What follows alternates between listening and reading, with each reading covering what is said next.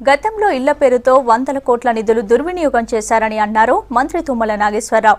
ఖమ్మంలోని వైఎస్ఆర్ నగర్లో double bedroom ఇళ్ల పథకానికి ఆయన శంకుస్థాపన చేశారు. జిల్లాలో 1900 డబుల్ బెడ్రూమ్ ఇళ్లు నిర్మించనున్నట్టు చెప్పారు.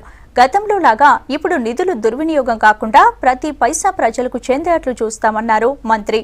హరితహారంలో నాటిన ప్రతి మొక్కను కన్నబిడ్డగా చూసుకోవాలని తుమ్మల కోరారు.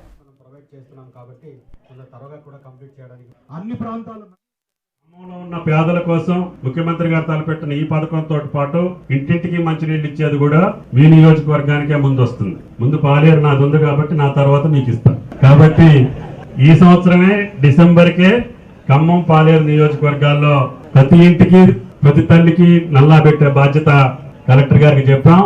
అది ఈ 2 నియోజకవర్గాలు వైరా తల్లార వరకు పూర్తి చేయాలని చెప్పి కూడా ఈ సంవత్సరం అనుకుంటున్నాం. సరే తల తాకట్టు పెట్టైనా సరే నిధులు తీసుకొచ్చి మిషన్ భగీరథను ఈ 3 సంవత్సరాల్లో పూర్తి చేస్తాం. సుమారు 40 నుంచి 50 వేల కోట్లు అవుతుంది.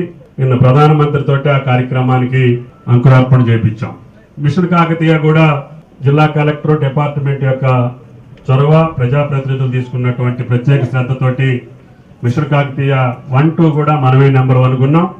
ఇంకా దాన్ని జాగ్రత్తగా చేసుకోవాల్సినటువంటి అవసరం ఉంది.